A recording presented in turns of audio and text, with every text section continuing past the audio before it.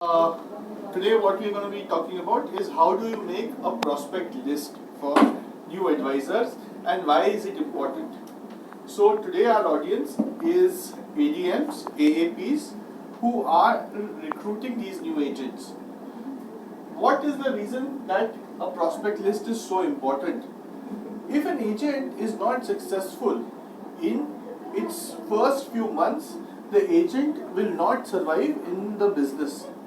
In order to ensure that this agent is launched correctly, we need to prepare a foolproof prospect list. There are some techniques which are available in the market.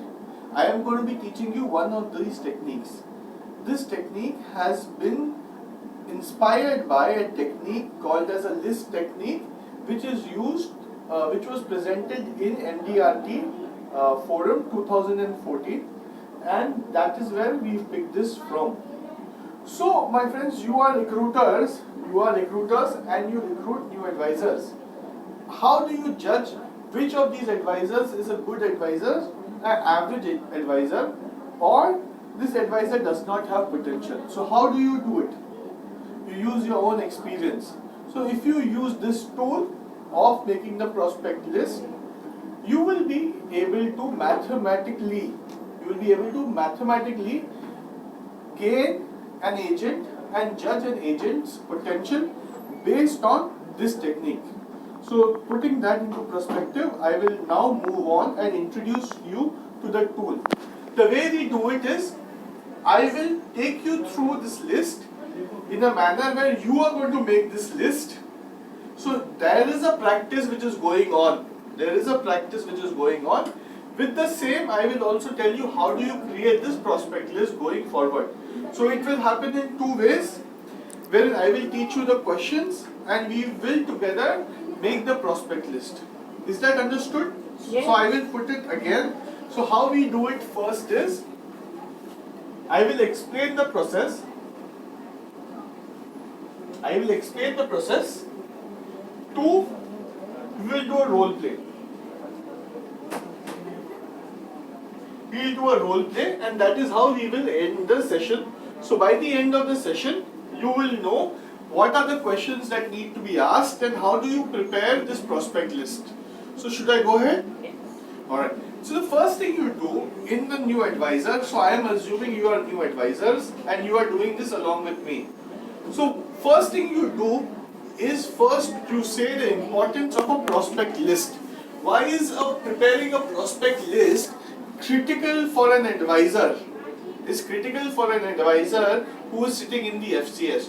So the first example, let me do a role play of this example first. The way I start is that I ask this question that in every business there is a requirement of raw materials. So sir, if you are opening a factory of garments, ready-made garments, what are the raw materials that would be required? So the answers that would come basically is cloth, button, machine. So I say yes, excellent. These are the raw materials that you would need. I would ask someone else that if you opening a general store, what are the raw materials, sir, madam, you would require? So they would say ration, grains, people, machines, all these things they would say. The next question that I asked, the first question was, if you open a garment factory, what would you require? The second question was that if you open a general store, what is required? And you ask the participants for the answers. Then the next question that you say, sir, madam, you joined the life insurance business. So according to you, what is the most important raw material? By doing this, putting these questions, what we are doing is, we are enforcing and reinforcing the importance of raw material and that prospects are raw materials for our business. Can I move forward? Yes. Alright. So this is the first point. Now the tool. So first you should sit with your advisor either one-on-one or in a group and talk to them about this, about the importance of the prospect list. Secondly, moving to a tool. Now that the importance of the prospect list has been shown. So first what you do is, I I want all of you to do this along with me, so you will also learn, you will also practice, and you will also learn. Alright? So we have a role play based approach when we are doing this. So let's open the books and let us now complete. Let us complete this tool. So firstly, what I asked any advisor or in a group is, sir, madam, if there is a wedding in your house, there was a last wedding in your house, how many people were there in this wedding? So I get answers variance from 200 to 500 to 1000. So if you have a wedding, have you given that 1000 cards out, or how do you manage this? So they said, no, we give 1 card per family. So that is how, sir, madam. Now imagine you are having a wedding in your house, you are having a puja in your house, and you are distributing cards, you are making that list. So who are these people? Who are these people that you will invite? So let's do this exercise, my friends. Please open your books. Please open your books and list down people who you will invite for a wedding. Please note that when you are making this list, do not write names of one family members. Like if you're adding father, mother and 2 children, you will only give 1 card out. So in this list, please ensure you write only 1 name. And also, every line that you are writing, in every line, please have only 1 name. So if you have a book, in your book, please be clear, 1 line, 1 name. Alright friends, let's go ahead. You are having a puja in your house. There's a marriage about to happen in your house. You are making the marriage invitation list. Let's write those names. Friends, please note, this is not a prospect list now. This is a suspect list. We will make it into a prospect list later. Okay friends, write down the names. Very good. Now a trainer's note, because you guys are going to be doing that, is that I will keep on encouraging people. If I am on one-on-one with this gentleman, I will encourage this gentleman to write more by giving examples. That my last person that I was doing this with wrote almost 200 names, did 150 names, sir. Come on, you can also do it. I will give them trigger questions. That, sir, have you written everyone?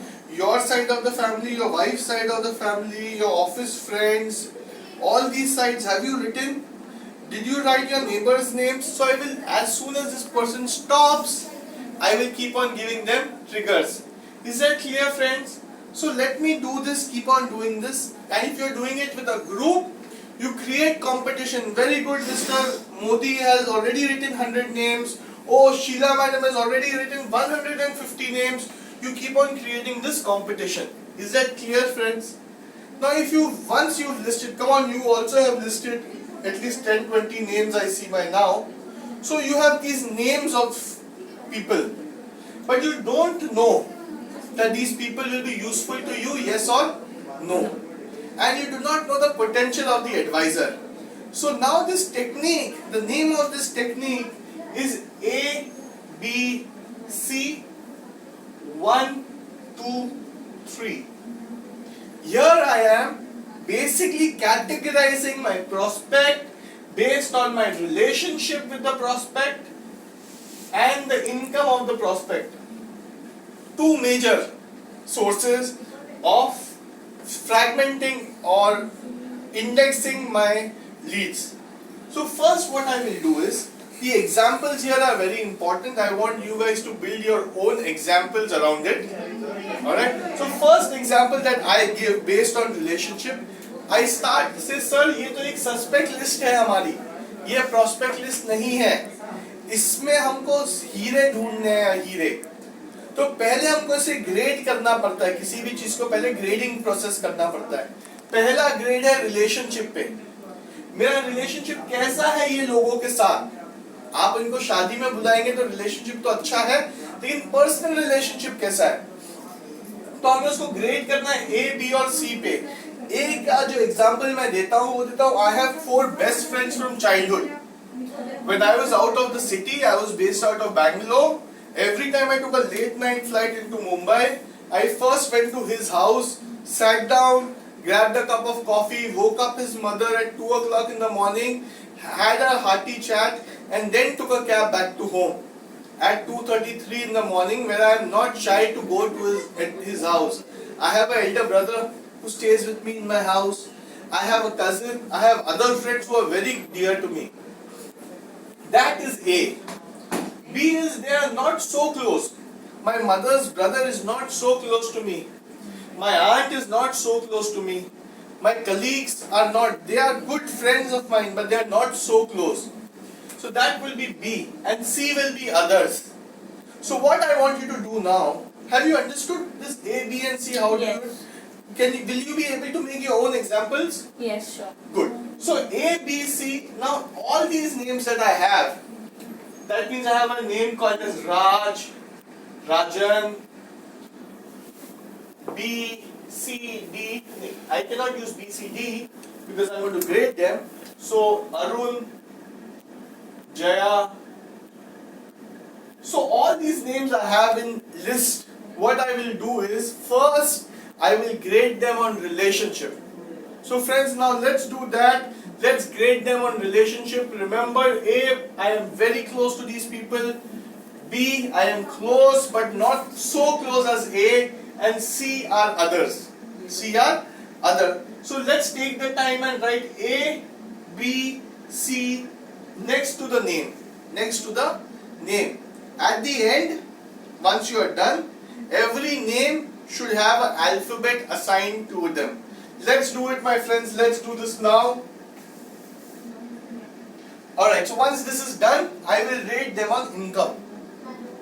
Income is rated on 1, 2 and 3. 1, 2 and 3 means high income to low income.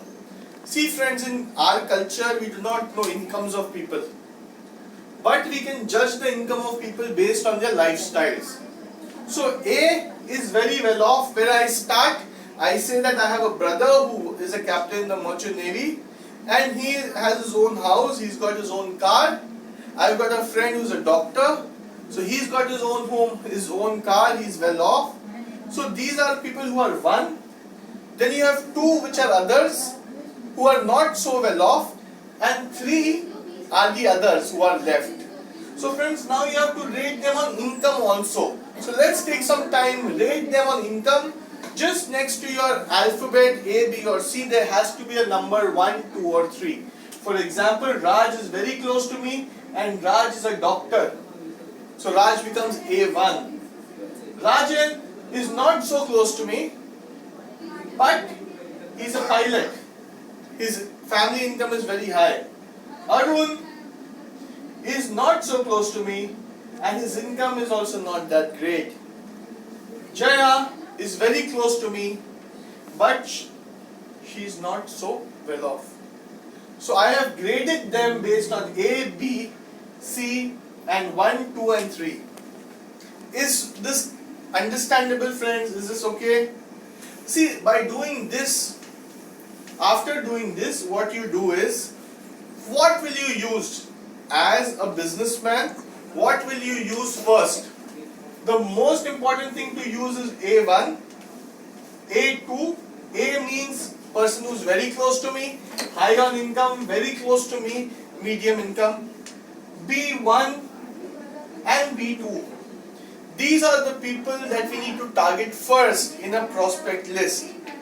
And when I judge an agent's prospect list, if an agent's prospect list has these 2, a lot of these 2, the agent is my hard hitter. If the agent has very few of these numbers, the agent will be very difficult to put to a flying start. Is that clear, my friends? So by doing this, you can judge the potential of an advisor mathematically. You will have a list of prospects.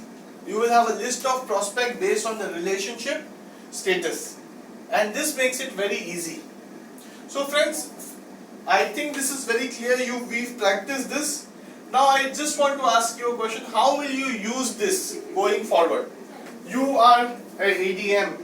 How will you use this going forward? I can use for my recruitment names. Okay, how will you do that? So So if I have many names, I can categorize as per say ABC or 1 to 3, so that I get quality names and I know that if the market is good, probably I'll have a good recruitment or I may have a good reference from them. Very good. You also have recruited this new agent. Do you think to launch that agent, this will also be helpful? Why not? Alright. So best of luck, guys. Thank you so much for your time. This was a very short session for understanding a prospect list and a new technique of making this prospect list. Thank you so much.